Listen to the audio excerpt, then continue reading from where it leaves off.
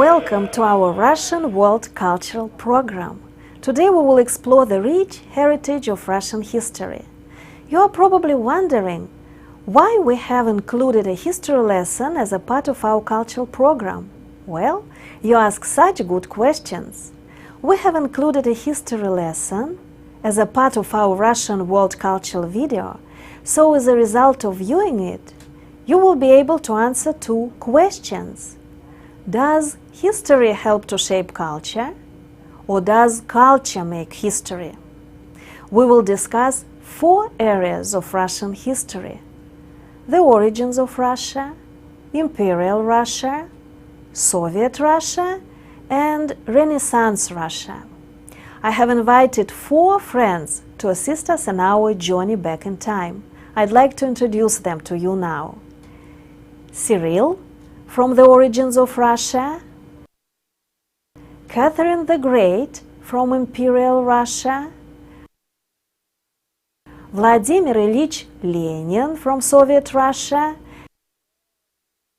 and Boris Nikolaevich Yeltsin, from Renaissance Russia.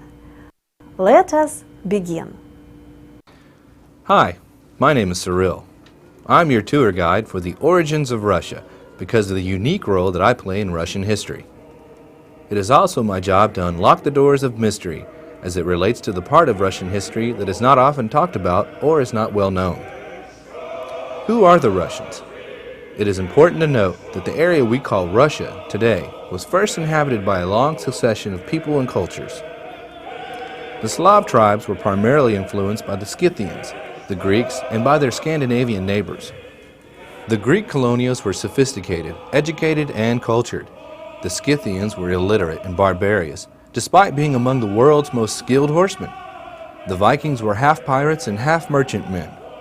No neighbors could have differed more from one another. Does Russia belong to Europe or Asia? This is the dispute historians have had for years. Some held that Russia had more landmass in Asia, so Russia belonged to Asia. Some held that since Russia's major cities and political structure existed nearest to Europe, Russia belonged to Europe. Some held that Russia is a part of both.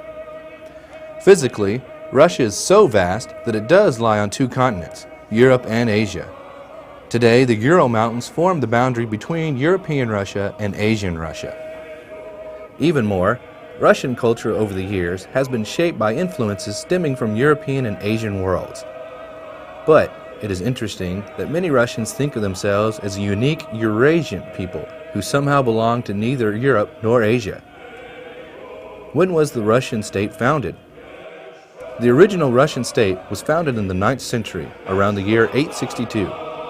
This would mean that Russia was founded about 600 years before Columbus landed in America. At this time in history, Slavic people lived in and around two communities, Novgorod and Kiev. Both of these towns lay along a chain of rivers and lakes that reached from the Baltic Sea to the Black Sea, forming a rich trade route. According to the Russian Primary Chronicle, edited in the early 12th century, three Scandinavian brothers, Rurik, Sinus, and Truvor, came with their followers to the land of Rus in 860. They were called Varangians, or Vikings, and they originated in Scandinavia. They came as a response to an invitation from the people of Novgorod. Our whole land is great and rich, but there is no order in it. Come to rule and reign over us. So the Varangian brother, Prince Rurik, became celebrated as the original founder of the main princely line. Another Varangian prince, Oleg, established his capital at Kiev, becoming the first independent ruler of Kievan Rus in 882. What was the most important event in the emergence of early Russia? By far, the most important event in the emergence of early Russia was the adoption of Christianity as the official state religion. How did Christianity come to be the official state religion? In 988, Grand Prince Vladimir of Kiev decided that though he was wise and prudent, he and his country had no religion. So Vladimir sought counsel among his nobles and elders, who advised him to send 10 good and wise men to go see for themselves how each faith was practiced. In Constantinople, when they were taken to the huge cathedral of Hagia Sophia, with its interior completely decorated with mosaics of pure gold shimmering in the light of 10,000 candles, they were spellbound. We knew not whether we were in heaven or earth, and we are at a loss to describe it. We only knew that God dwells there among men, and their service is fairer than the ceremonies of nations, for we cannot forget their beauty. Shortly after that, in 988, Vladimir was baptized, made Christianity the official religion, and decreed that henceforth the Kievan land would adopt Christianity. As a result, the faith and culture of Eastern Orthodox Christianity replaced the pagan idols of Kiev. The Russians embraced the Eastern Christianity joyfully, with all the exuberance of their nature. What made the adoption of Christianity so important to the development of Russian culture? There are several reasons why the adoption of Christianity was so important. The first reason why it is so important is that the conversion to Christianity brought literacy to Russia. You see, before this time, there was no written language. The people communicated their Slavic language orally. Creating a written language would enable Christian missionaries to convert the people to Christianity. This is where I come in. The modern Cyrillic alphabet of 32 letters owes its name to Saint Cyril, that's me, and my brother, Saint Methodius. We both were the first to translate biblical texts into a Slavic dialect. My brother and I adapted Greek and Roman letters to the sounds of the Slavic language and created letters for unique sounds. The original alphabet was devised primarily to write down the liturgy and Bible teachings. This language became known as Old Church Slavonic. The second reason why the adoption of Christianity was so important is it was significant to the development of architecture. Cathedrals and churches quickly became the landmark of all Russian principalities, towns, and villages. In the earliest Russian churches, the domes were rounded, like those of Byzantine churches, but quickly they took on their distinctive onion bulb shape. Russia had yet another building tradition. This method involved building structures in wood. This is a picture of the Transfiguration Church, 1714, at Kiji, built without nails, from wood hewn, only with an axe. This magnificent church on a remote island has onion domes. Its jagged shape is often compared to that of a fir tree. The third reason why the adoption of Christianity was so important was the development of the art and icon paintings. The word icon means image or likeness. Almost without exception, icons are unsigned. The name inscribed on the icon is that of the saint depicted. The peasants in Russia turned to icons as silent listeners for consolation. Icons were treated with great reverence and were handed down generation to generation because they were witnesses to all of a family's joys and sorrows. Those who could not read or write understood the language of old Russian art. People read the Gospels. Instead of language of the printed word, one read the language of colors. Christian art is the symbolic art. It shows that God has become visible. His image and that of each saint offers insight into the invisible and divine reality of the holy. Icon paintings stress the frontality of the figures, bringing the figure in a direct relationship with the viewer. Andrei Rublev was considered the greatest of all icon painters. Here we see icon paintings by Andrei Rublev. The adoption of Christianity also influenced the development of bell music into Russian society. Russians loved bells. From the 10th century on, Russians marked their days by the various pealing of bells. By the 16th century, bells were considered sacred instruments. How did Russia grow to be a great prosperous nation of Kiev, Novgorod, and Moscow? The Kievan kingdom, which so creatively took on the Christianity of Byzantium, was ruled from the city of Kiev. The Kievans were prosperous traders, taking honey, amber, wax, and furs down the meandering rivers to Constantinople, from which they returned with silks and objects of art. Kiev in the 10th and 11th centuries was one of the wealthiest and most animated cities of Europe, larger than Paris, who at the time had 80,000 inhabitants and twice as large as the small city of London. Although the greatest, Kiev was not the only important city of early Russia. In the north stood the city-state of Novgorod. It was the heart of a huge trading empire, which at its height stretched from the Baltic Sea to the Ural Mountains. The prosperous Novgorod merchants traveled both in Europe and Asia. Citizens in Novgorod developed a distinctive architectural style. It is they who are often credited with designing the first onion-shaped dome. Along with the development of Kiev and Novgorod came the development of a new city. Moscow was founded in 1147 as a military outpost in a region called Muscovy. It was close to several rivers, which gave it access to the Volga River and the Caspian Sea. Moscow was gradually becoming the most powerful city in Russia. But while Russia was growing and developing a culture of its own, the Mongols had their conquering eye on the Russian state. The Mongols, later known as Tartars who were from Asia, began invading Russia in 1237. The Mongols captured town after town. Finally, in 1240, they stormed the city of Kiev, destroyed it completely, and killed almost all of its inhabitants. Even the city of Moscow was burned 6 times. The Mongols ruled Russia for the next 250 years. They chose not to rule Russia directly, but allowed Russian princes to manage the day-to-day affairs, providing them with opportunity to pay taxes, custom duties, fees, and tolls to the Great Khan. How did the Mongols' Tartar invasion influence history and culture? Under the Mongols' rule, thousands of words found their way into the Russian language, and most importantly, Russians accepted the Mongols' way of government, which demanded obedience to one man. One such man was Grand Prince Ivan III. In 1480, he refused to pay taxes to the Mongols, and the Mongols' domination of the Russians ended. What was Ivan III's contribution to Russian history? In 1485, Ivan III had the Kremlin built in Moscow to help prevent further Tatar-Mongol attacks. Kremlin means fortress. Later, Tsars expanded and improved the Kremlin many times, erecting palaces, churches, and governmental buildings.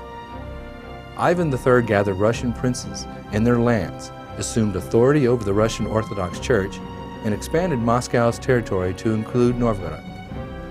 For these achievements, he was called Ivan the Great. Ivan III's grandson, Ivan IV, was the first ruler to be crowned not as a Grand Duke, but as a Tsar, or Emperor of all Russia. Tsar comes from the Latin Caesar. Ivan IV continued to broaden the empire.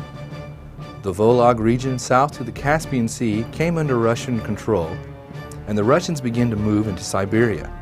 He made new laws that favored the people and improved trade and relations with European nations and with Turkey. Ivan IV is also known as Ivan the Terrible. After the death of his beloved wife, he led a reign of terror in which he murdered hundreds of princes and landowners. He seized their estates and distributed lands to his followers. In a fit of rage, he even killed his own son.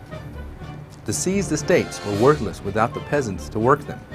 So Ivan and the Tsars that followed him passed decrees which forbade the peasants to leave the estates on which they worked. The peasants were called serfs. Serfdom was a form of slavery. What happened during the time of trouble? After Ivan IV's death in 1584, a series of rulers quarreled over Russia's throne. This period was called the Time of Trouble. The Time of Trouble was marked by civil war, famine, and invasion. This turmoil continued until 1613, when a council elected a noble named Mikhail Romanov as Tsar. This began the Romanov dynasty that would rule Russia for the next 300 years.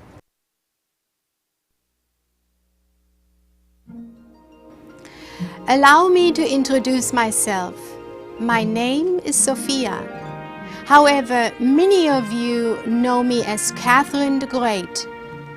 I will accompany you as you journey through Imperial Russia. Let's start with my predecessor, Peter I, better known as Peter the Great. What fascinated Peter when he was a boy? At an early age, Peter became fascinated by the foreigners he met in Moscow's German quarter. They told him of Amsterdam, London, and Frankfurt, where Western Europeans were making huge strides forward in shipbuilding, printing, medicine, and armaments. Peter was eager to learn and use that learning to help his backward country. He traveled across Western Europe in disguise so that he could observe what life in the West was like for ordinary people. Why did Peter want to help to modernize Russia?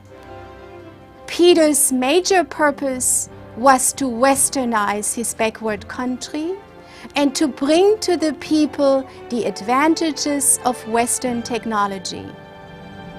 In order to accomplish this, Peter traveled to the capitals of Western Europe and convinced many artisans, craftsmen, and technicians to return to Russia with him. In 1703, Peter moved the capital city from Moscow to a new city that he had ordered to be built. He named this city St. Petersburg, after his patron saint.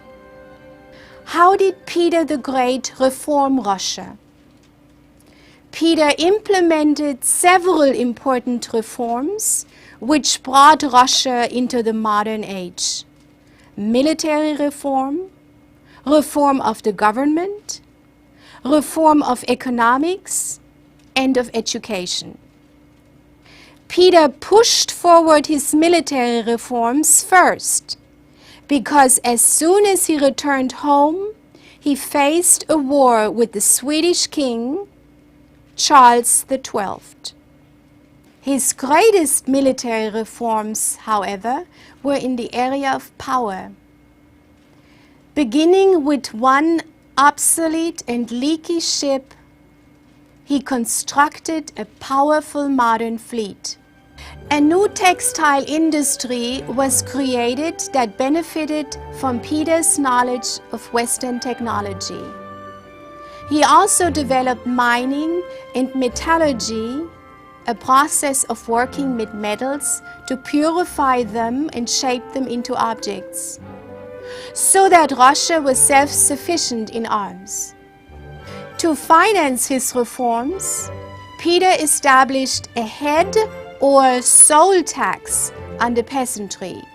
A great believer in education, Peter opened vocational schools as well as schools of mathematics, navigation, engineering, medicine, and artillery. He established a Russian Naval Academy and founded the Academy of Science. The Russian alphabet was simplified. Arabic numerals were introduced, newspapers in the Russian language were published, and education was made compulsory for children of the nobility. St. Petersburg was built by forced peasant labor. Many died constructing huge buildings on the swampy land. The city was also populated by force. All officials and members of nobility were ordered to build houses in St. Petersburg. Peter was selective in what he chose to introduce to Russia. His reforms were enjoyed by only the tiny percentage of the population in the upper class. His reforms caused the division between the peasants and the nobility to grow. The westernized upper classes saw the Russian peasantry as ignorant and superstitious. The peasants became known as the dark people. Nevertheless, for better or worse, Peter's Russia began the 18th century as a powerful new actor on the stage of world history. Who ruled Russia after Peter? It is an irony of history that Peter, the most masculine of rulers, was to be succeeded by a series of women. Catherine I, Peter's widow and second wife, after the rule of Peter II, Anna, the niece of Peter the Great, immediately followed by Elizabeth, Peter the Great's daughter, and after the short reign of Peter III, there was yours truly, Catherine II. The four empresses ruled for 2/3 of a century between them. What were Elizabeth's significant contributions to Russia? While Elizabeth ruled Russia, she opened the first public theaters and made operas and ballets very popular. She founded the first university in Moscow and the Academy of Arts in St. Petersburg, the new Summer Palace, Peterhof, the Cathedral of the Resurrection in the Smolny Convent, Tsarskoye Selo, Great Palace. I was a German princess who, at the age of 15, married Grand Prince Peter, later Tsar Peter III. I should say that I became one of Russia's most successful rulers. My reign was marked by spectacular success abroad, important internal reforms, and the consolidation of the social order. I continued westernizing Russia, the process begun by Peter the Great. Under my reign, Russia grew to be a major power in European politics. How did I reform Russia? Unlike Peter, I was more interested in ideas, culture, and education. I encouraged the development of medicine and scientific discoveries and established a legislative commission to write up Russian laws. I patronized artists and writers. I initiated the translation of a great body of European literature into Russian, and it was I who decreed the introduction of a modern system of general schools. I founded the famous Hermitage Museum of Foreign Art in St. Petersburg, which helped the public to appreciate both Western art and their own heritage. It was also during my reign that St. Petersburg became a city of breathtaking beauty and culture. Many architectural masterpieces were built at that time. The magnificent Winter Palace, the monument of the Bronze Horseman, the Pavlovsky Palace, Troitsky Cathedral of the Trinity, and many more. Why do people think that I was such a controversial figure in Russian history? I have to admit that just as Peter's reforms were enjoyed by only the members of the upper class, so too the vast majority of Russians were little affected by my interest in the enlightenment of culture and education. For the poor Russian serf, life remained as hard as it had always been, and even became worse. Many Russians questioned how long a society could survive in which a tiny group of wealthy nobles ruled millions for their own benefit. The ruling class held all the power and almost all the wealth. 19 out of 20 Russians were peasant serfs. Alexander II organized banks, built railroads, aided schools, and gave more freedom to the press. Even so, Alexander II is remembered for his role in freeing the serfs. For this reason, he was called the Tsar Liberator. Why did the emancipation of the serfs fail to improve the lives of the serfs? The freed serf remained desperately poor.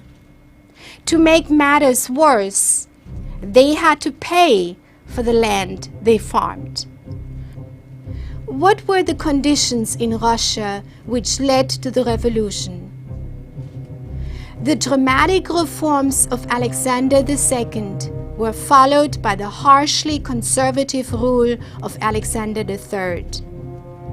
The attitudes of Alexander III were largely shaped by the assassination of his reforming father. Alexander III became reactionary, bitterly opposing any concessions to the demand of further reform. When Alexander III died, his son, Nicholas II, became the next Tsar. By 1900, Russia could boast of over 2 million industrial workers, better known as the proletariat. Poorly paid and crowded into disease-infested slums, their death rate was the highest among industrial workers in the world. Although prohibited from organizing into unions to work for better conditions, they nevertheless went on strike with increasing frequency. On January 22, 1905, the workers of St. Petersburg decided to address Tsar Nicholas II about their needs. Unarmed, they assembled before the Tsar's winter palace. Before they could state their request, the Tsar's soldiers opened fire. Hundreds of workers were slaughtered. After this Bloody Sunday massacre, opposition against the Tsar grew. Racked by the growing pains of industrialization and the urgent call for political reform, Tsarist Russia blundered on into the jaws of World War I. World War I began in 1914. The Russian army suffered many casualties. In late February 1917, shortages of bread and coal led to demonstrations and riots in the frozen streets of Petrograd. Petrograd was the name given to the city during World War I because St. Petersburg sounded too German. When troops were sent to suppress the movement, they joined it instead. Nicholas II was forced to abdicate the throne. Thus ended the rule of the Romanovs. This episode is known as the February Revolution. The Romanov Tsars had ruled Russia for 300 years. While Russia experienced great territorial expansion, wealth and power. But now the Romanovs, born out of one time of trouble, were destroyed in the midst of another.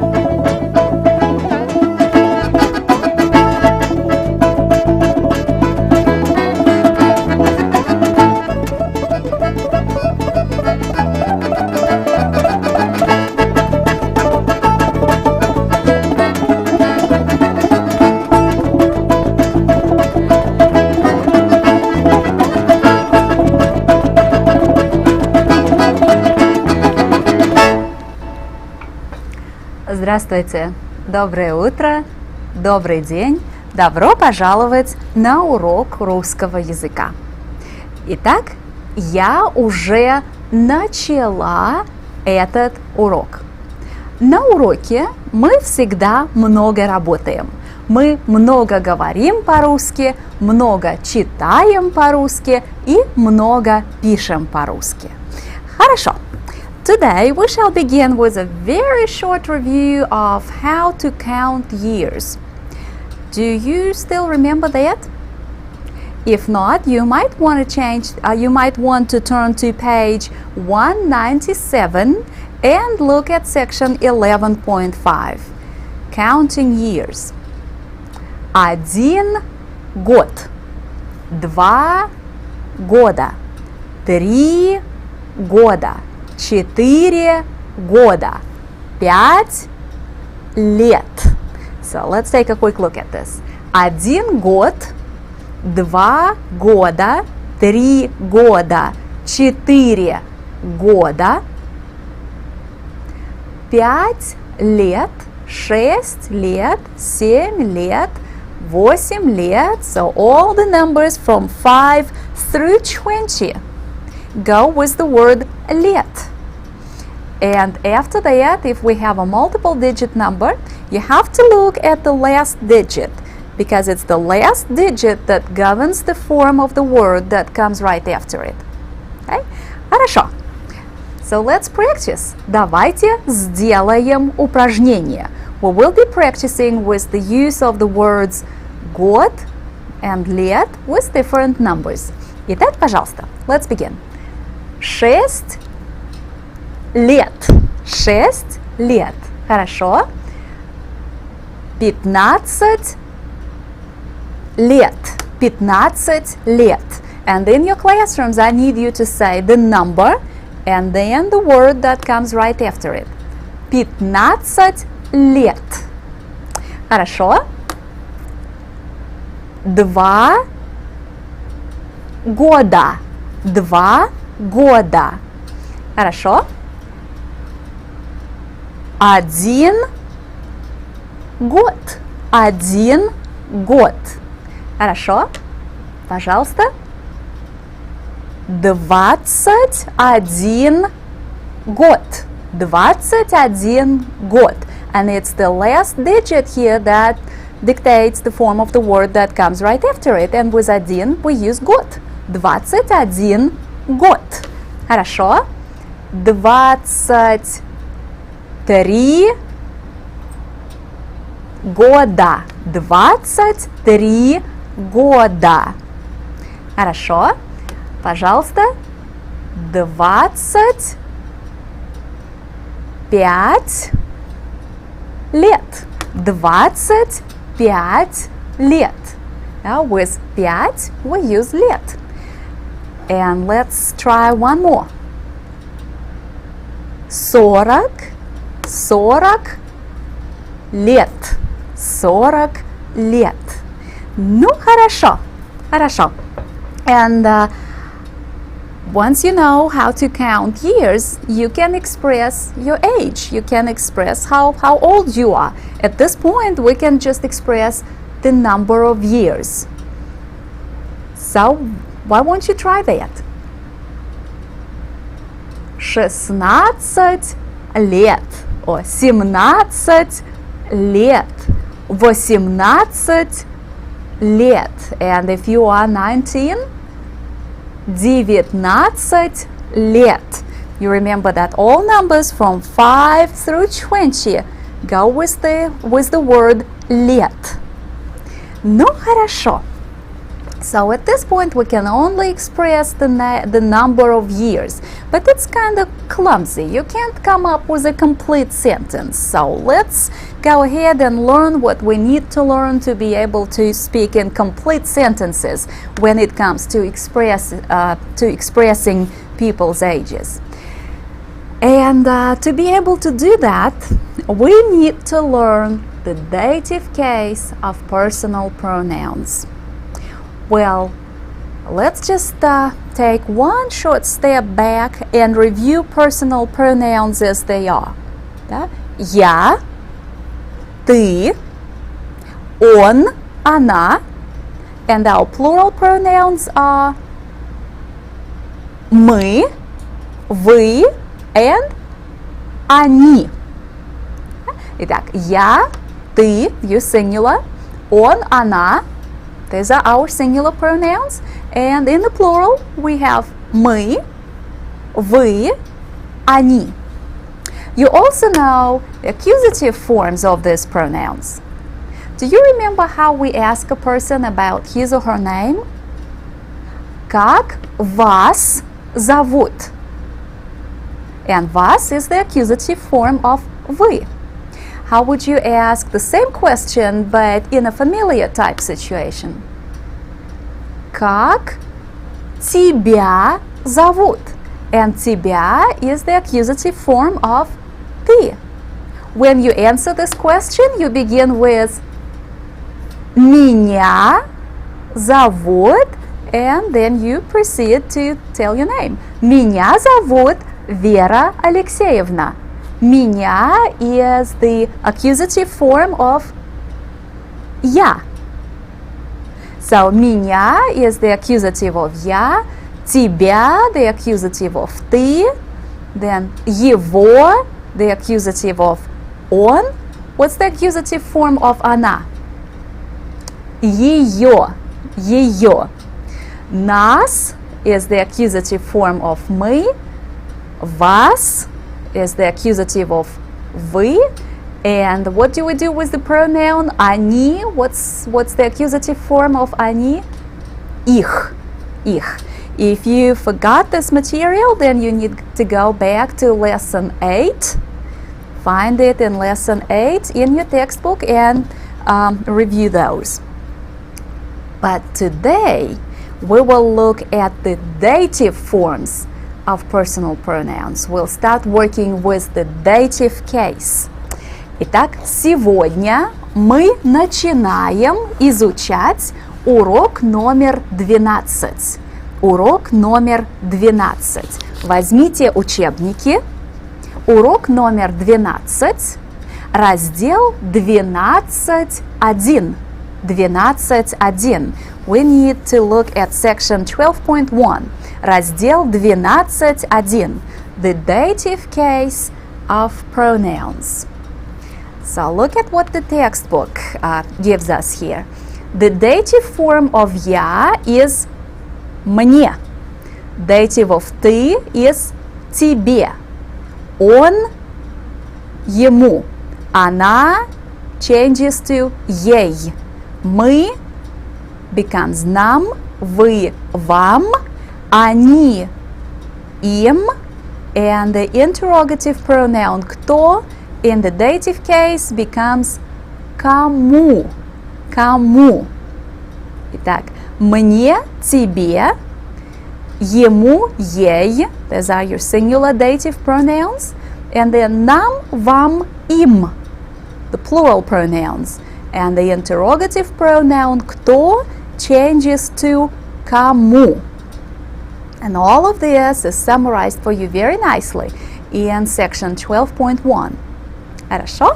Also, let's take a look at this on the screen. On the screen, we will only see the dative pronouns. Мне, тебе, ему, ей, нам, вам, им. And the interrogative pronoun is кому. Кому. Да? To whom. Кому. Хорошо. Хорошо. Well, keep your textbooks open so that you can see the dative forms of personal and interrogative pronouns. But let's proceed to expressing a person's age. And this is interesting in the Russian language. It is totally different from what we do in the English language. Let's take a look at this example. Так, посмотрите, пожалуйста. Это Максим. And let's go ahead and say how old Максим is. Ему 7 лет. He is 7 years old. Ему 7 лет.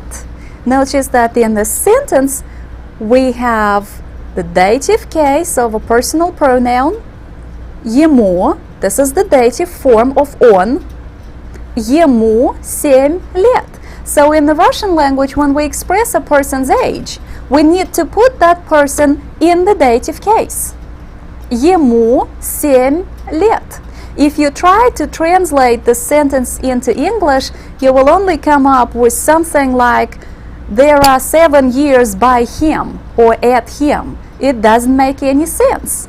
So that's another example of how idiomatic our languages are and how you can never translate directly from one language into another and come up with something sensible. You have to know the exact way of expressing that in a different language.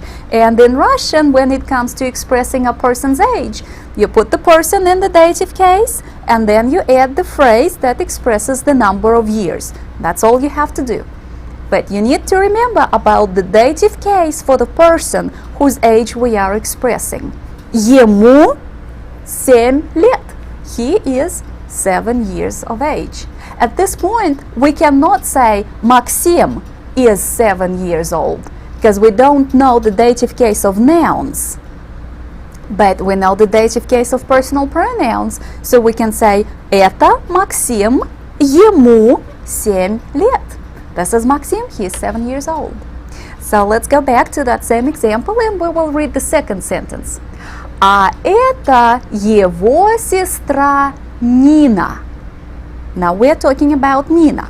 We're going to express her age. Ей 14 лет. She is 14 years old. Ей 14 лет. Ей is the dative form of она. So we put our person in the dative case, ей, and then we are adding a phrase that expresses the number of years. 14 лет. Ей 14 лет. Хорошо. Итак, Максим и Нина. Да, брат и сестра. Ему 7 лет, ей 14 лет. Хорошо. So we expressed Maxim's age and Nina's age, her age, his age. But what do we do with our own age? How do we do that?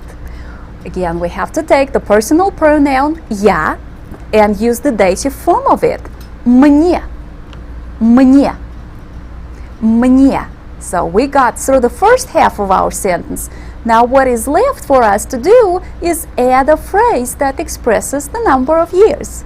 Мне. And I'm not going to tell you how old I am.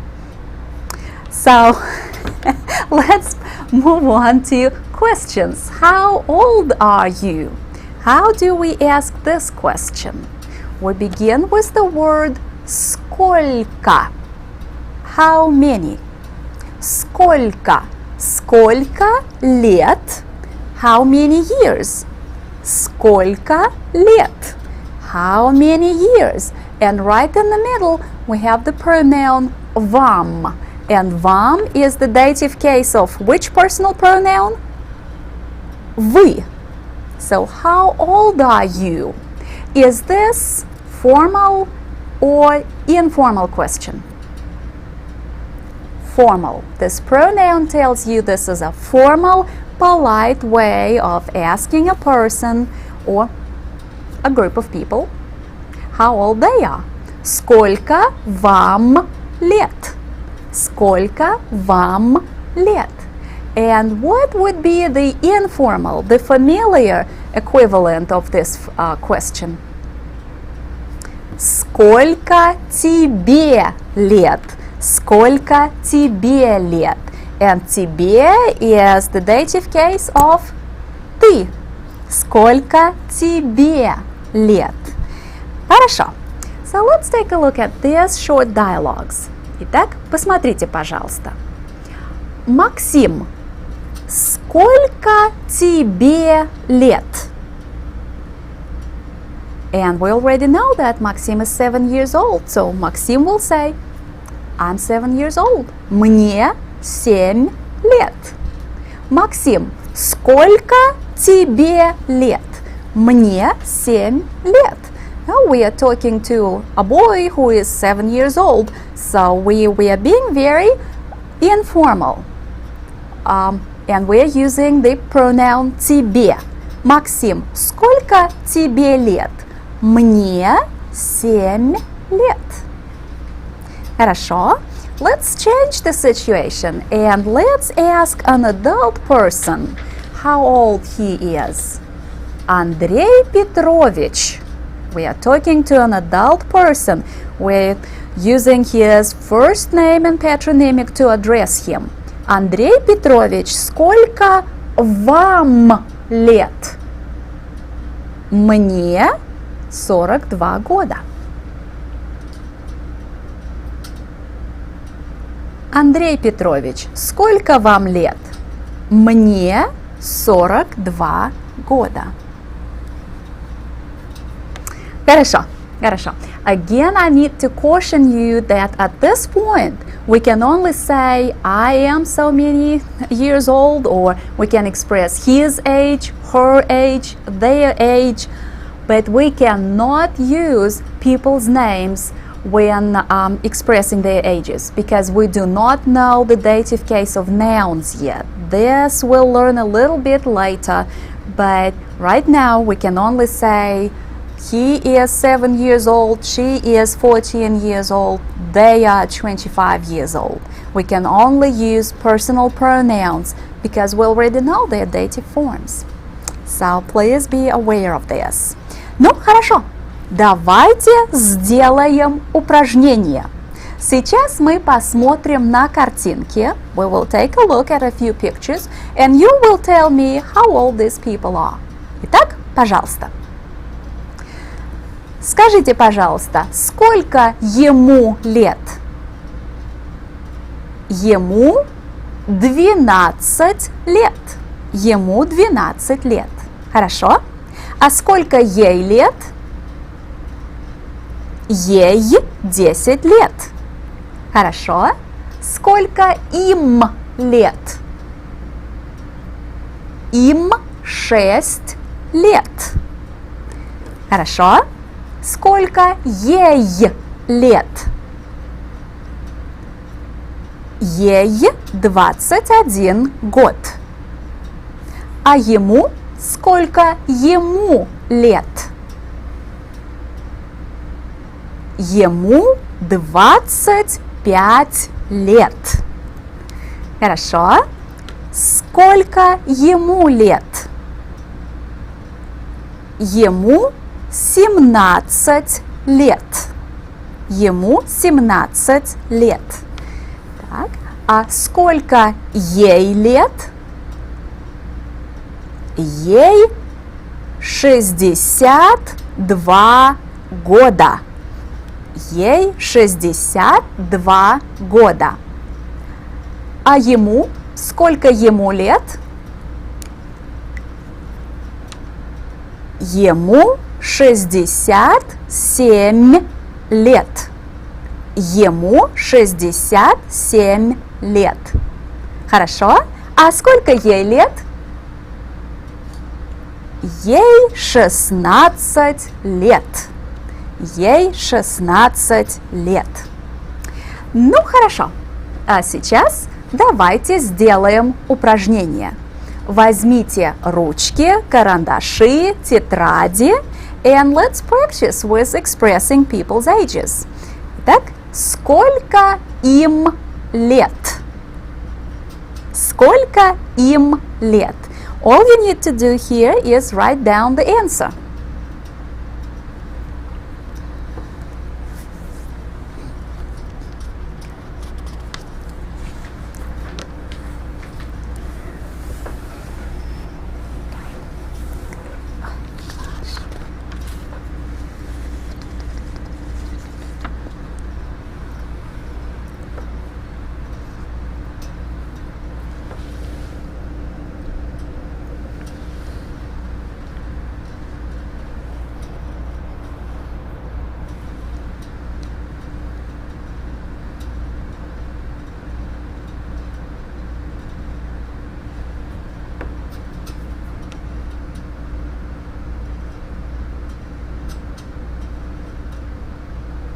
Ну, хорошо, хорошо. Вы уже сделали это упражнение. You already completed this exercise. Вы уже сделали это упражнение. Итак, это Антон. Сколько ему лет? Ему 10 лет. Это Антон, ему 10 лет. Номер 2 – это Марина. Ей 23 года. Ей 23 года. Номер 4 – это Борис Петрович. Ему 41 год. Ему 41 год. И номер 4 – это Оля и Маша. We have two little girls here. Оля и Маша. And now we express their age. They are 6 years old. Им 6 лет. Им 6 лет. Notice we use the dative forms of personal pronouns. Ему 10 лет, ей 23 года, ему 41 год, им 6 лет. Хорошо. Хорошо. So see how easy it is when it comes to expressing a person's age? You use the dative case for the person and then you add a phrase that expresses the number of years. But remember that at this point we can only say he is 16 years old, she is 15 years old, they are 5 years old. We can only use personal pronouns in these sentences. We know the dative forms and that's what we need for expressing a person's age. Ну, хорошо. And now let us take all the knowledge of conversational Russian that we have acquired so far and apply it to this situation. Tomorrow, you will meet a Russian exchange student. What questions will you ask him or her? So tomorrow, you are going to meet a Russian exchange student. What question are you going to ask of him or of her? Давайте сделаем упражнение. Возьмите ручки, карандаши, тетради, and I want you to write down 6 questions that you will ask of a Russian exchange student, of an imaginary Russian exchange student that you will meet tomorrow.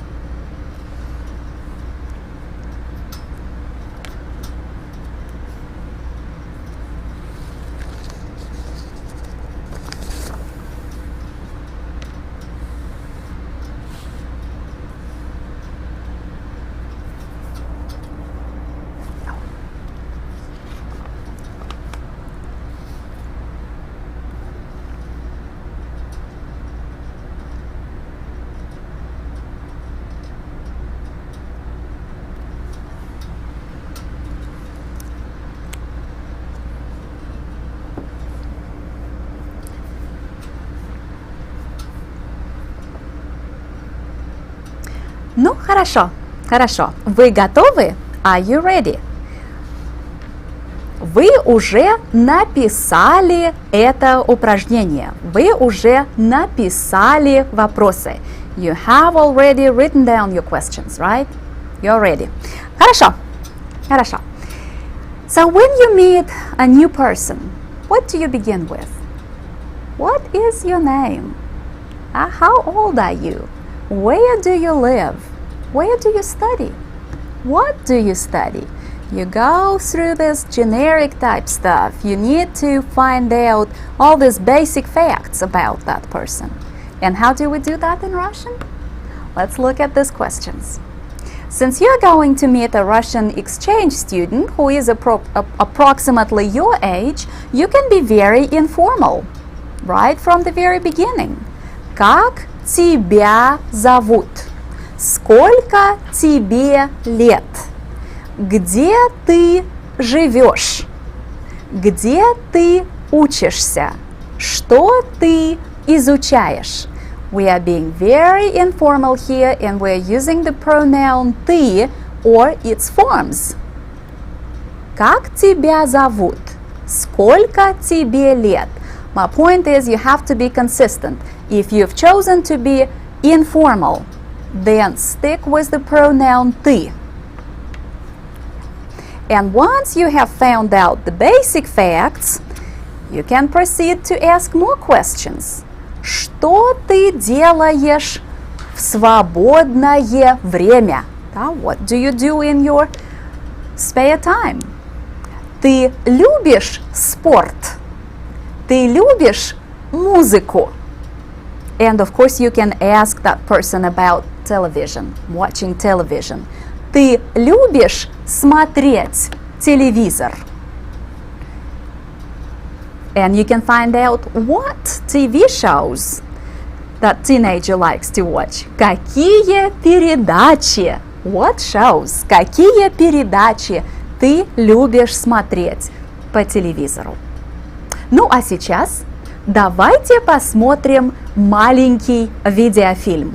Давайте посмотрим маленькое интервью.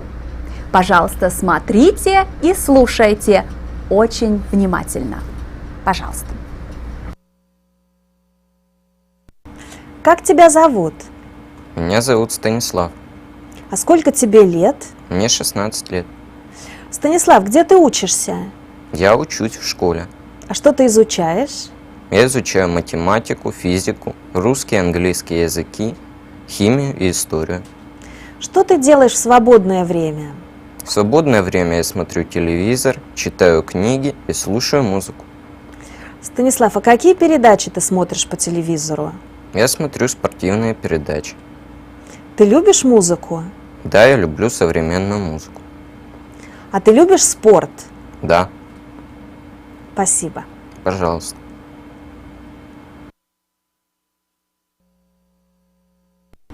Как тебя зовут? Меня зовут Станислав. А сколько тебе лет? Мне 16 лет. Станислав, где ты учишься? Я учусь в школе. А что ты изучаешь? Я изучаю математику, физику, русский и английский языки, химию и историю. Что ты делаешь в свободное время? В свободное время я смотрю телевизор, читаю книги и слушаю музыку. Станислав, а какие передачи ты смотришь по телевизору? Я смотрю спортивные передачи. Ты любишь музыку? Да, я люблю современную музыку. А ты любишь спорт? Да, Спасибо. пожалуйста.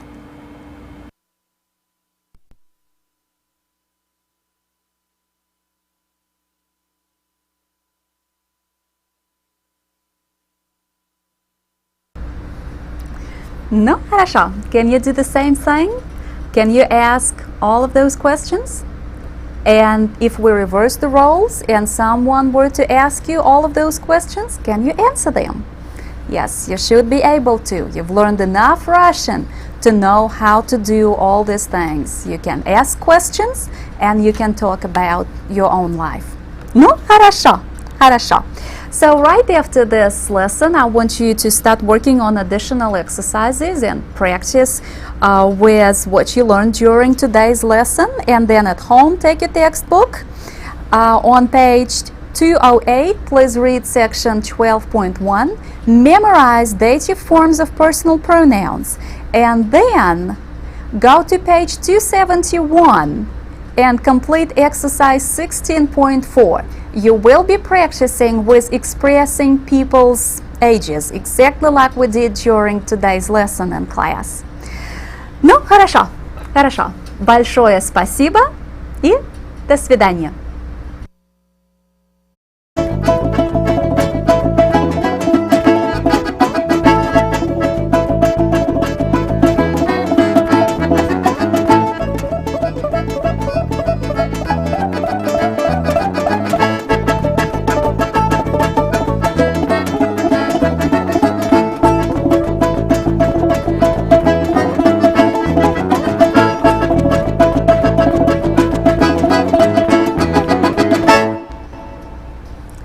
Здравствуйте!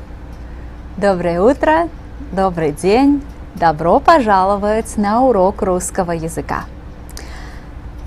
Хорошо, как всегда, на уроке мы говорим по-русски, читаем по-русски и пишем по-русски. Сегодня, today, сегодня, let us begin by reviewing how to express age. Remember, that's what we learned with you during our preceding class. So, let's take a look at this example. Максим, сколько тебе лет? Мне 7 лет. When we express a person's age, we need to use which case for that person? The dative case. Сколько тебе лет? Тебе is the dative form of ты. Мне 7 лет. Мне is the dative form of я. Also, in this dialogue, you need to notice that we are talking to a 7-year-old boy, so we can be very informal and use the familiar pronoun ты. Сколько тебе лет? Хорошо, but let's look at another dialogue. This time, we are talking to an adult person, Андрей Петрович. We address him by his first name and patronymic. And we ask, сколько вам лет? We are using the pronoun вам, which is the dative form of вы. Андрей Петрович, сколько вам лет? Мне 42 года. Хорошо. So you remember that when we express a person's age, we put that person in the dative case. But at this point, we do not know the dative case of nouns, so we cannot use people's names when we are expressing their ages. We can only say «Это Максим, ему 7 лет». «Это Андрей Петрович, ему 42 года». Please be very careful here. So we already reviewed the dative form of я, мне, the dative form of ты, тебе, and the dative form of вы, вам. What are the other dative pronouns? Let's take a quick look at this. Мне, тебе, ему, ей. The plural pronouns are нам, вам, им. And the dative form of кто is кому. Хорошо. Хорошо. Also, in your textbooks, you can find this information in урок номер 12. Урок номер 12 in раздел 12.1. 12.1. Now let me see how well you can remember your dative pronouns. Well, give me the dative forms for the following personal pronouns. Я, мне, мы, нам, они, им. What's the dative form of ты? Тебе. And what's the dative of вы? Вам. Хорошо. What's the dative form of он? Ему. And она? Ей. Хорошо. Хорошо. А сейчас давайте сделаем упражнение. Сейчас мы посмотрим на картинки, и вы скажете мне, you will tell me, вы скажете мне, сколько им лет. Сколько ему лет, сколько ей лет, сколько им лет. Итак, давайте посмотрим на эту картинку. Пожалуйста, сколько ему лет? Ему 12 лет. Хорошо, а сколько ей лет? Ей 10 лет. Сколько им лет? Им 6 лет. Хорошо, а сколько ей лет? Ей 62 года. Ей 62 года. Хорошо, а сколько ему лет? Ему 67 лет. 67 лет. А скажите, пожалуйста, сколько ей лет? Ей 16 лет.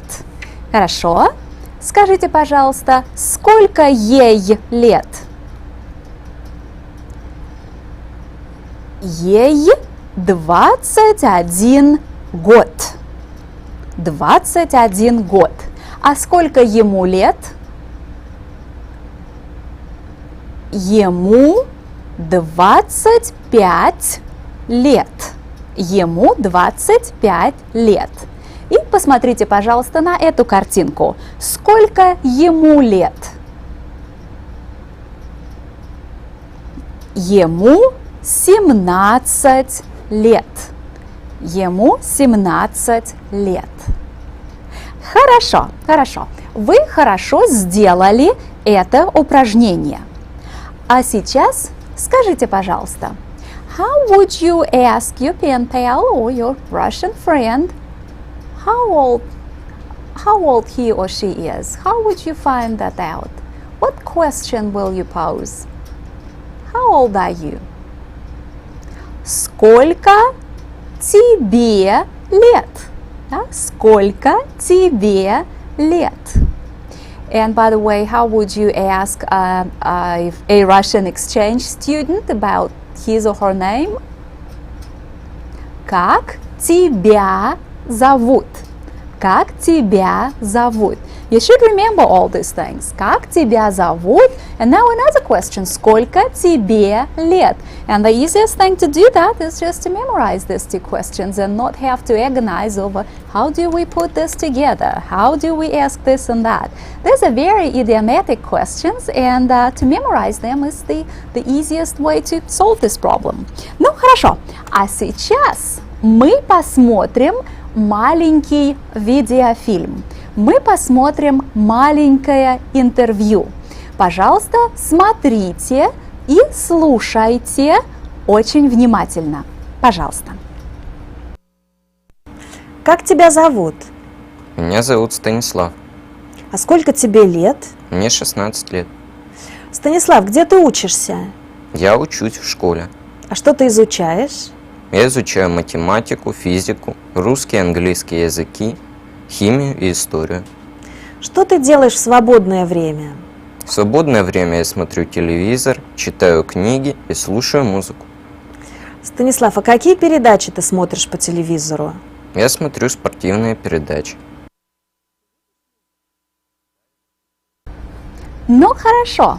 А сейчас скажите, пожалуйста, сколько ему лет? Сколько ему лет? And I'm not going to give you the answer. If you can't ask this question right away, then you need to stop this tape and look at that interview one more time. Сколько ему лет? Хорошо. Хорошо. А сейчас возьмите учебники. Возьмите учебники. Раздел 12.2. Раздел 12.2. And what is the title for 12.2? Dative case for indirect objects. Dative case for indirect objects. And that's another use for the dative case. We already know that we use the dative case to express the person whose age we are discussing, and now we will learn how to use the dative case for indirect objects. Let's take a look at this example. Нина и ее мама были в магазине. Мама покупала ей новое платье. So let's go over this situation. What do we have here? Nina and her mom were where? At the store. And what were they doing there? Mother was buying her a new dress. And we are looking at the highlighted word ей. Ей. This is an indirect object. Mom was buying her a new dress. Yay! Mother was buying a new dress for Nina, right? This action was performed in Nina's interest. She benefited from this trip to the grocery store. Yay is an indirect object in this sentence. Мама покупала ей новое платье. And if we need to find out for whom mother was buying a new dress, we begin the question with кому. We are using the dative form of кто. Кому мама покупала платье? Мама покупала платье ей. One of the primary functions of the dative case is to express indirect objects, to express persons in whose interest certain actions are performed or actions are performed.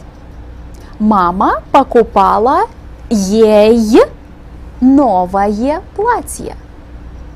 Мама и Нина были в магазине, мама покупала ей новое платье. Хорошо, let's take a look at another example. Итак, посмотрите, пожалуйста, это Маша и ее дедушка. Маша показывает ему квартиру. Masha is showing him the apartment, or the apartment where she and her family live. Маша показывает ему квартиру. Кому Маша показывает квартиру? Маша показывает ему квартиру. Маша показывает ему квартиру. Ему appears as an indirect object in this sentence. Маша показывает ему квартиру. Ну, хорошо. Хорошо. Итак, Маша и ее дедушка. Маша показывает ему квартиру. Хорошо. And let's take a look at one more situation. Вчера Олег долго рассказывал нам о Сибири. Олег долго рассказывал нам о Сибири. And if we need to find out to whom Олег was telling his story about Siberia, we ask, кому Олег рассказывал о Сибири? Well, he was talking to us. He was telling us that story. Олег долго рассказывал нам о Сибири. This action was directed at us. It was directed towards us. He was telling us, he was talking to us about Siberia. Вчера Олег долго рассказывал нам о Сибири. Нам is an indirect object in this sentence. Ну, хорошо. Хорошо. А сейчас давайте поговорим о том, что мы делаем на уроке. На уроке я рассказываю вам о России. Я рассказываю вам о России, о Москве, о Санкт-Петербурге, о Новосибирске, об Академгородке. Я рассказываю вам. I am talking to you. I'm telling you all these stories. And вам is an indirect object in my sentence. Я рассказываю вам о России, о Москве, о Санкт-Петербурге, о Новосибирске. Я спрашиваю вас, и вы отвечаете мне. Вы отвечаете мне. На уроке я показываю вам картинки и фотографии. I show you pictures and photographs. Я показываю вам картинки и фотографии. Хорошо. And at this point, let's go ahead and learn another verb that very often requires the use of the dative case. Let's take a look at this. Помогать. Помогать. Помогать по-английски to help. To help or to assist. Помогать. Помогать. This is a regular first conjugation verb, and the conjugation pattern is very regular and very simple. Я помогаю, ты помогаешь, он помогает, мы помогаем, вы помогаете, они помогают. Они помогают. I am helping you to learn the Russian language. Я помогаю вам изучать русский язык. Я помогаю вам изучать русский язык. Ну, хорошо. So let's look at one more situation here. Максим делает уроки. Нина помогает ему. So what's going on here? Максим делает уроки. Максим is doing homework. Нина помогает ему. Nina is helping him. Nina помогает ему. The action that Nina is performing is directed at Maxim. She is helping him. So ему is an indirect object here, and we use the dative case to express it. Nina помогает ему. Now let's ask, whom does she help? Кому помогает Нина? Нина помогает ему. Максим делает уроки. Нина помогает ему. Ну, хорошо. Хорошо. So we use the dative case to express indirect objects. And many Russian verbs take indirect objects, or they require the use of indirect objects after them. So let's take a look at some of these verbs that often go with indirect objects. Most of the verbs of communication require the use of indirect objects. And what are the verbs of communication? Well, these are the verbs that describe different ways people communicate with each other. Well, we talk, we answer questions, we tell stories, we show things to each other, and we smile. All of these verbs describe different ways of communicating. So we put them in this one big group that we call verbs of communication. And it just happens so that these verbs require the use of indirect objects. They require the use of the dative case. Говорить, сказать. And notice that these verbs are presented to you in pairs, in imperfective, perfective verbal pairs. Говорить, сказать. To talk, to say. Отвечать, ответить. Рассказывать, рассказать. Показывать, показать. And the verb улыбаться, to smile, also fits into this group because we do communicate with each other by smiling. Улыбаться. Хорошо. Let's look at the examples in the textbook. We are in section 12.2. Раздел 12.2. Кому Анна Петровна это сказала? Whom did she tell this? Мне. Кому Анна Петровна это сказала? Сказать is one of the verbs of communication. It requires the use of the dative case. Мне. Мама готовит нам обед. And we'll be discussing this situation a little bit later. But what the sentence says is that mom is cooking dinner for us. Нам. Мама готовит нам обед.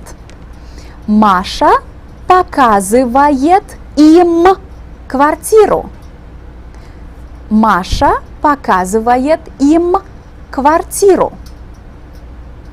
And сказать and показывать are verbs of communication.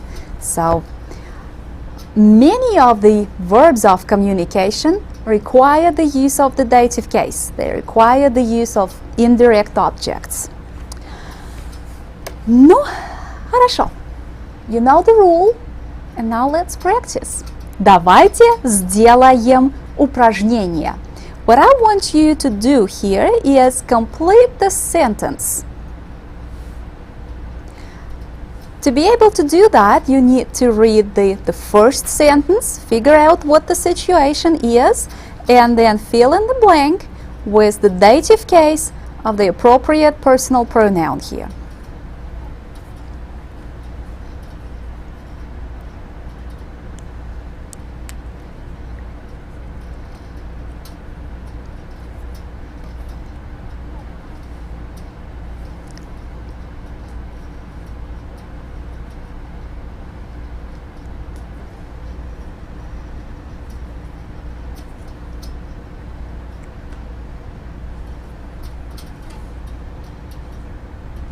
Ну, хорошо, давайте посмотрим, как вы сделали это упражнение.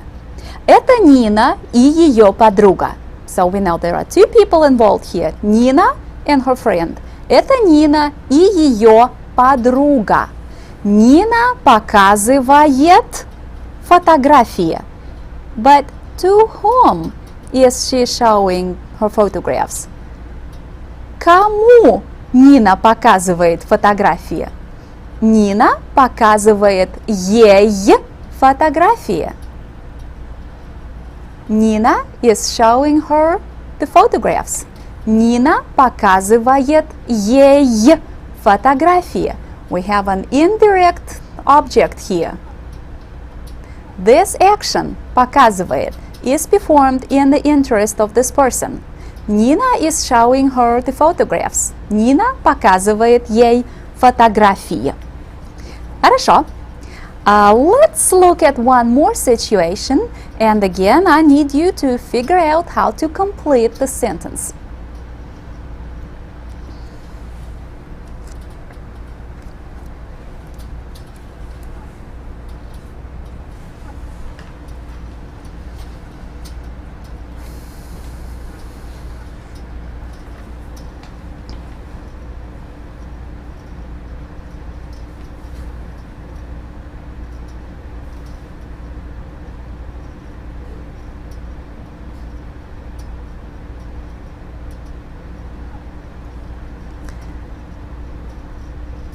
Ну, хорошо, хорошо.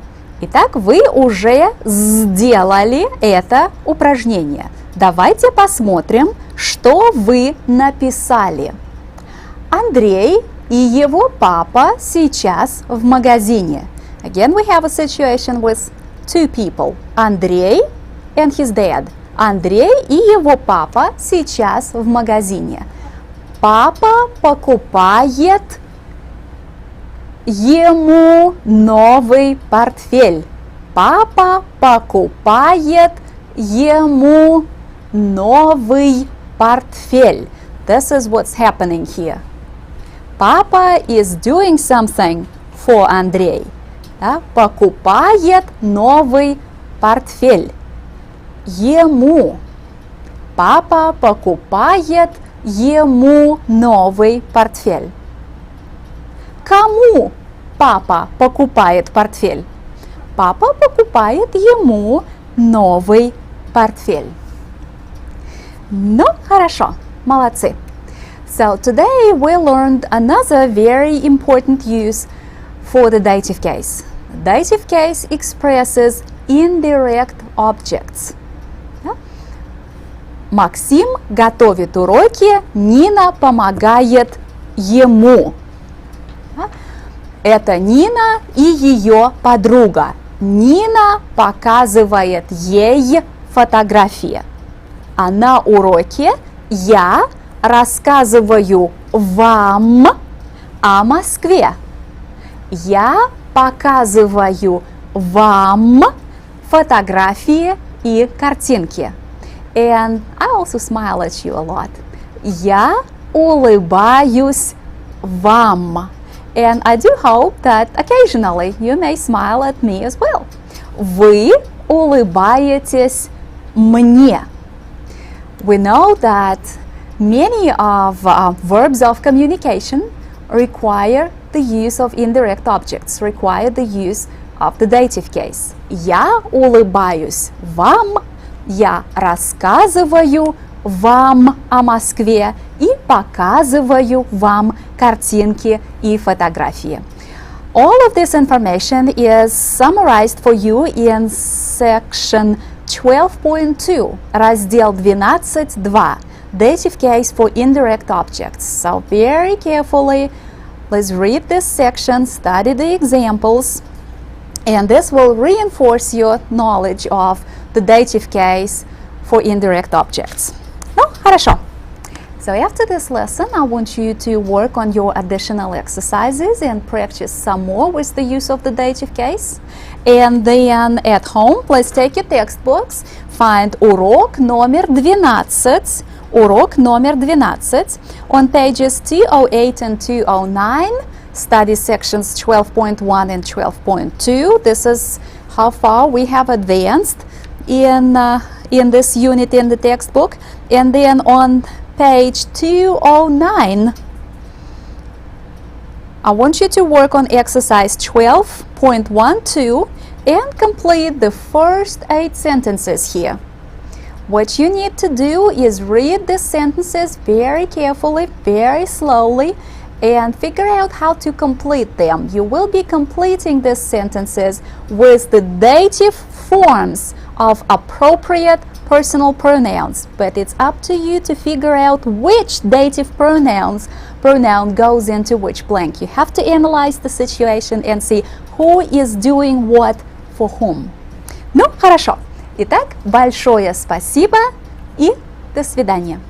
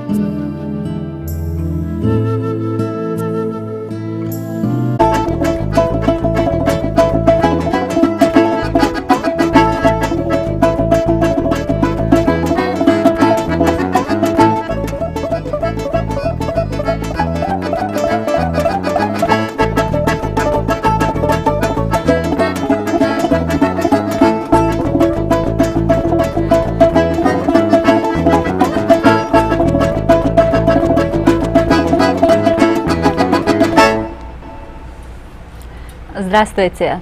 Доброе утро! Добрый день! Добро пожаловать на урок русского языка! Итак, давайте начнем работать. Today we will be learning a lot of new vocabulary from урок номер 12. Да, вы знаете, что мы изучаем урок номер 12. And today we are working on vocabulary. Хорошо. Do you still remember how we say in the morning, in the afternoon, in the evening? What are those adverbs? Утром, днем, вечером. Утром мы завтракаем. Да? Днем мы обедаем. а вечером мы ужинаем. Well, this tells you that the topic of today's class is food and meals. Утром мы завтракаем, днем мы обедаем, а вечером мы ужинаем. So let's look at these verbs. Завтракать, обедать, ужинать. Завтракать, to eat breakfast, обедать, to eat lunch, a midday meal, ужинать, to eat dinner or supper or whatever you call your evening meal. Завтракать, обедать, ужинать. And these verbs already contain the name of the meal in them. Завтракать, обедать, ужинать. Итак, утром мы завтракаем, днем мы обедаем, а вечером мы ужинаем.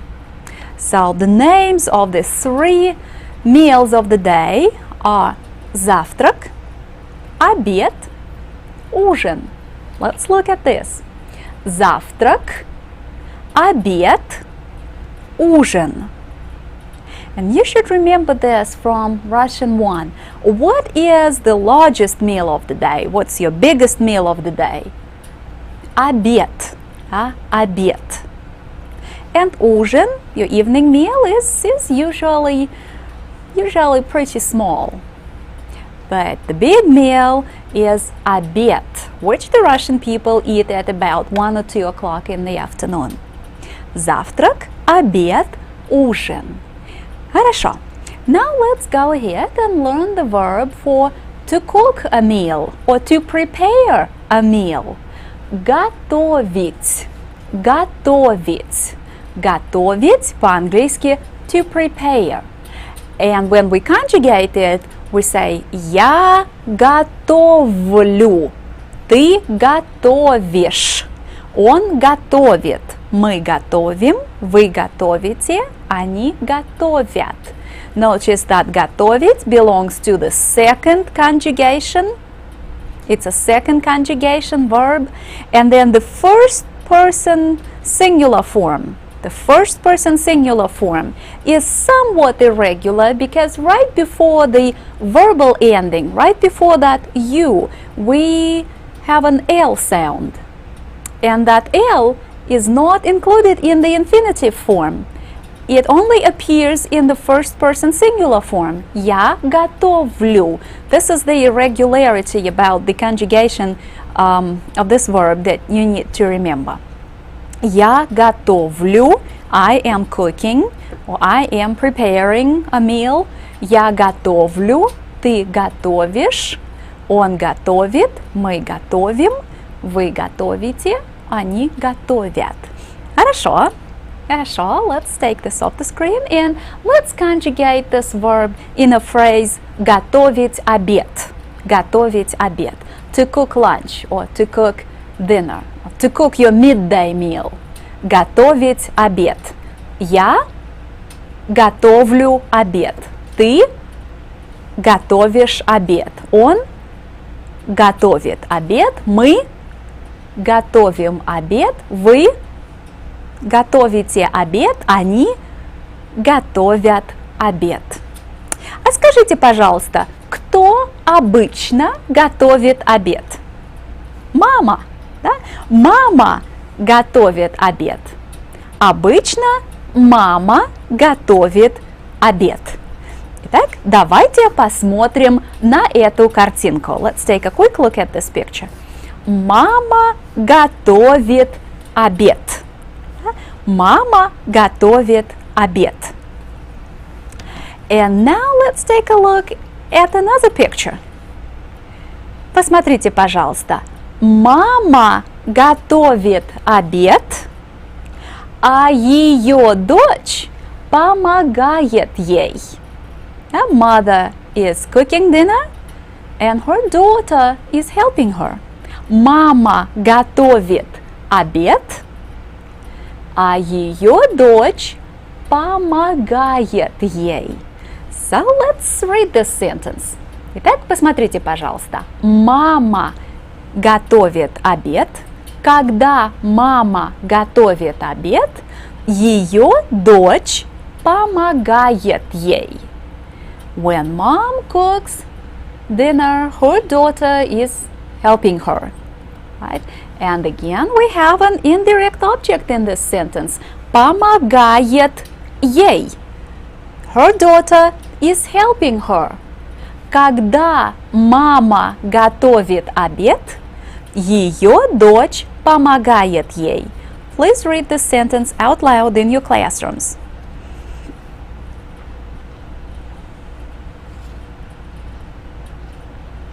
Хорошо. Итак, мы знаем, что когда мама готовит обед, ее дочь помогает ей. The verb готовить that we have just learned with you, to cook, to prepare, is imperfective. But we know that Russian verbs always go in pairs, and an imperfective verb has a perfective pair. So let's look at this. Готовить, приготовить. This is the perfective verb, which means to have prepared the meal, to have cooked a meal. And this verb would describe a single, complete event. Mom cooked dinner, dinner's ready. Приготовить. Готовить, приготовить. And notice this prefix при. Готовить, приготовить. Итак, давайте посмотрим на эту картинку. Посмотрите, пожалуйста. Да? Mom was cooking lunch. Mom was cooking dinner. Мама готовила обед. She was in the process of getting things ready. Мама готовила обед. We have a progressive action here. Мама готовила обед. And now let's look at this picture. Мама уже приготовила обед. Mom already finished cooking lunch. She already finished cooking our midday meal. Мама уже приготовила обед. Хорошо.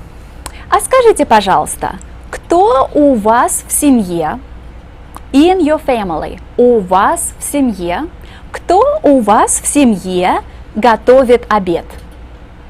Мама или папа? Кто готовит обед?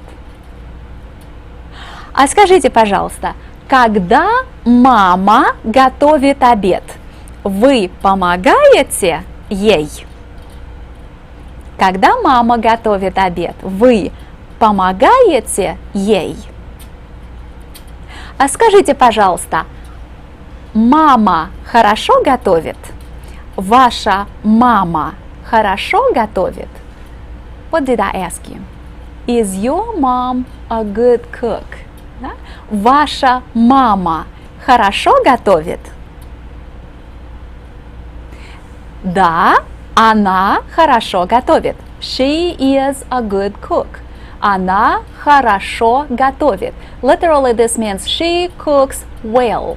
But that's how you say she is a good cook. Она хорошо готовит. А скажите, пожалуйста, вы любите готовить? Вы любите готовить? Ну, хорошо. But please be prepared to discuss all these questions in your conversation classes. You will be talking a lot about food and meals and who cooks your meals and whether or not you like cooking. So please be prepared to discuss these things. Ну, хорошо. So we talked about cooking. Now let's talk about things that we cook, things that we first buy in the grocery store and then we cook. Ну, прекрасно. Итак, сейчас давайте поговорим о продуктах. Посмотрите, пожалуйста. Продукты. Продукты. Sounds like products. But what kind of products? Food products. Продукты. Продукты. In Russian, this means groceries or food products. Продукты. продукты. Хорошо. Итак, мы говорим о продуктах. But before we start cooking, we need to go to the store and we need to buy some things. We already know the verb покупать, to buy. But this is an imperfective verb.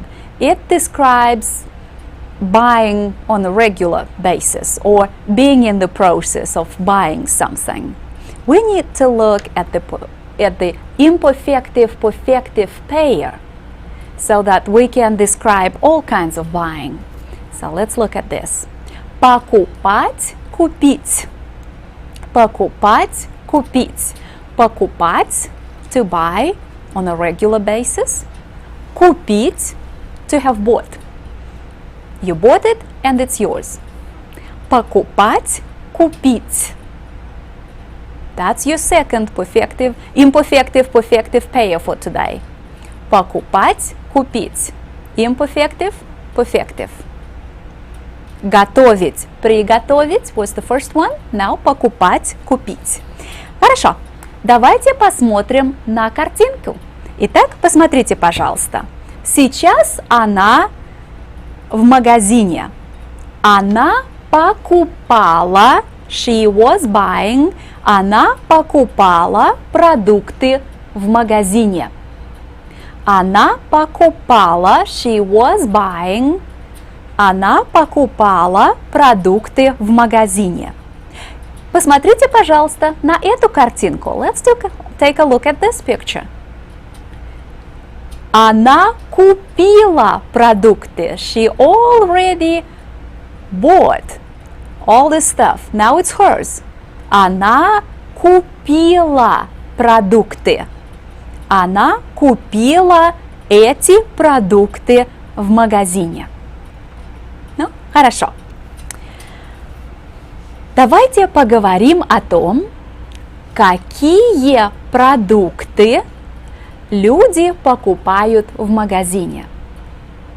Какие продукты? What food products? What kind of products? Какие продукты люди покупают в магазине? Итак, посмотрите, пожалуйста. Это мясо. Это мясо. Что это? Это мясо. Мясо. В магазине люди покупают мясо. Хорошо. А это рыба. Это рыба. Рыба. Что это? Это рыба. В магазине люди покупают рыбу. Люди покупают рыбу. Хорошо. Посмотрите, пожалуйста, на эту картинку. Овощи. Это овощи. Vegetables. Different kinds of vegetables. Это овощи. В магазине люди покупают овощи. And овощи is a plural noun. В магазине люди покупают овощи. Хорошо. А это фрукты. Фрукты. В магазине люди покупают фрукты. Фрукты. Хорошо. So we have already learned мясо, рыба, овощи, фрукты. В магазине люди покупают мясо, рыбу, овощи и фрукты. Please notice that овощи means different kinds of vegetables and фрукты means different kinds of fruits. В магазине люди покупают мясо, рыбу, овощи и фрукты. But that's not all. Let's continue.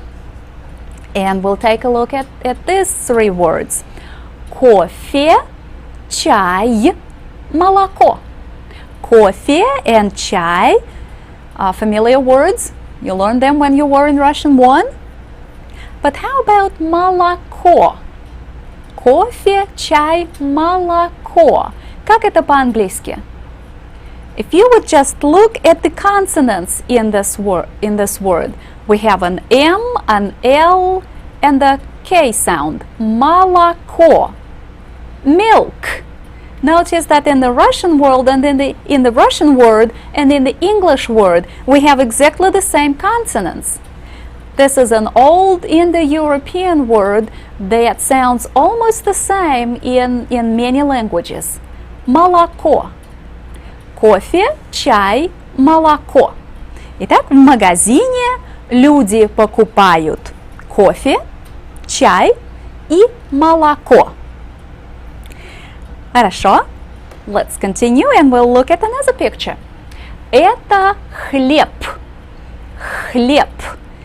Notice that we start here on a strong H sound. Хлеб. Это хлеб.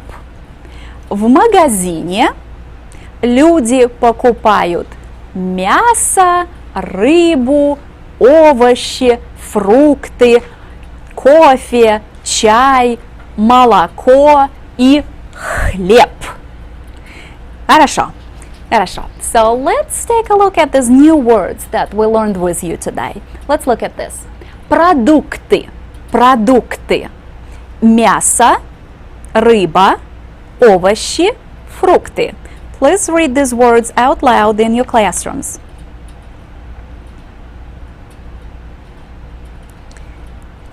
Хорошо. And let's look at other food products. Кофе, чай, молоко, хлеб. Again, go ahead and read these words in your classrooms.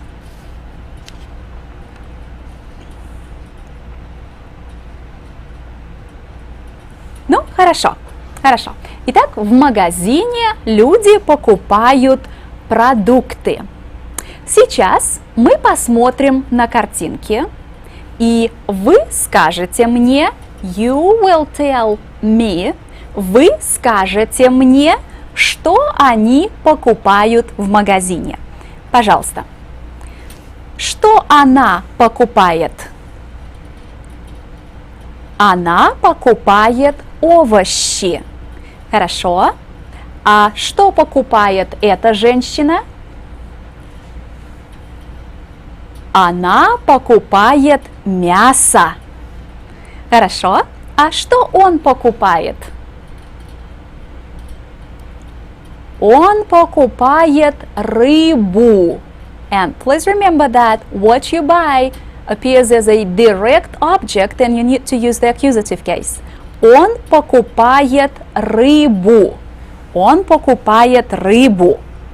А что она покупает? Она покупает молоко.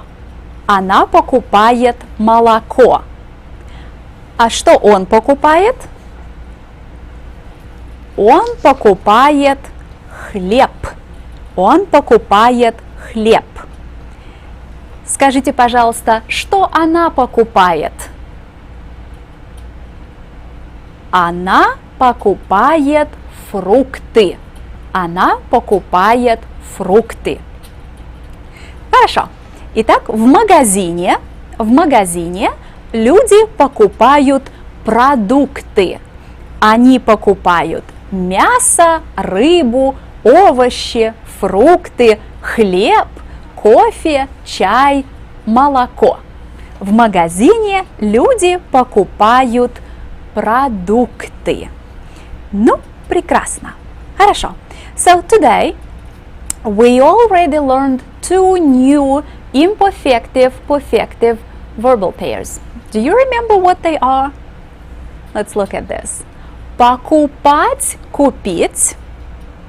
Покупать, купить. And what's the other one? Готовить, приготовить. Готовить, приготовить. Хорошо. And now let me ask you this. How would you ask your mom how would you ask your mom if she has already cooked dinner? Mom, have you cooked dinner? Как это по-русски? Мама, ты уже приготовила обед? Мама, ты уже приготовила обед? And now let's go ahead and learn how to ask, oh, what's for dinner? Or what's for supper? What's for breakfast? Let's look at this question. Что сегодня на обед? Что сегодня на обед? And you remember, обед is your midday meal. That's how you find out what's for lunch. Что сегодня на обед? And I need you to notice that preposition на. На обед, for dinner or for lunch. Что сегодня на обед? How would you ask what's for breakfast? Что сегодня на завтрак? Что сегодня на завтрак? And let's ask, well, what's for supper? Что сегодня на ужин? Что сегодня на ужин? Хорошо. Хорошо. So you ask your mom, что сегодня на ужин? And she will say something like, сегодня на ужин мясо и овощи. Or сегодня на ужин рыба и овощи. Хорошо, but let's expand our knowledge of things that we eat. And I want to remind you of some words that we learned with you when you were in Russian 1, that you may have forgotten, but let's look at them again. Soup, салат, dessert. Soup, салат, dessert. And all of these words are what we call cognates. Did you recognize them? Soup, по-английски soup, салат, по-английски salad, and dessert, по-английски dessert. Суп, салат, десерт. Хорошо. Что сегодня на обед? Что сегодня на завтрак? Что сегодня на ужин? But how would you ask what's for dessert? Что сегодня на десерт? Что сегодня на десерт? And notice again that we're using that same preposition на десерт, for dessert. Что сегодня на десерт? And what are the things that we eat на десерт? Торт, пирог, мороженое. Let's look at this. Торт, cake, пирог, pie, мороженое, ice cream. Торт, пирог, мороженое. На десерт торт, пирог и мороженое. Please read these words out loud in your classrooms.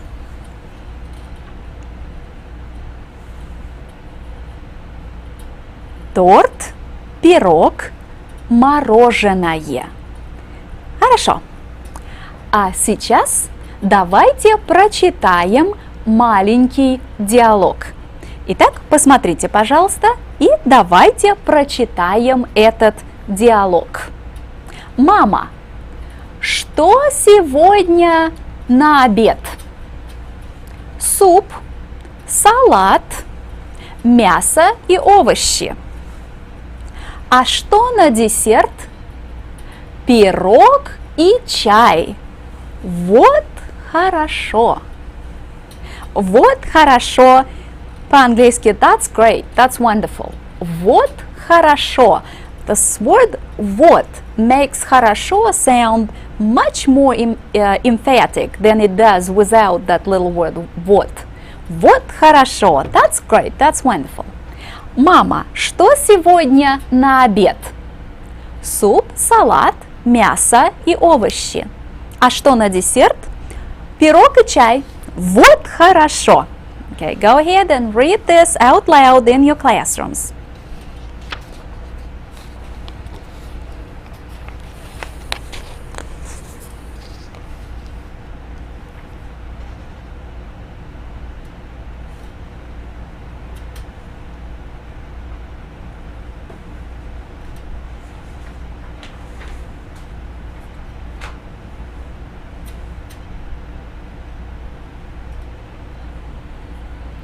Ну, хорошо, хорошо. Итак, мы знаем, что сегодня на обед суп, салат, мясо и овощи. А на десерт чай и пирог. Хорошо, хорошо. So we did learn a lot of new vocabulary today. We learned two new imperfective, perfective verbal pairs. Покупать, купить, готовить, приготовить. And then we learned the names of different продукты. So please work on your vocabulary. You do need to memorize this before your next Russian 2 session. So right after this lesson, please take your additional exercises and start working on those. And then at home, I need you to review all the notes that you took during today's class. Memorize the new vocabulary. Don't put it off. Memorize it today. And then take your workbooks. Find урок номер 12. Урок номер 12. And on page 96,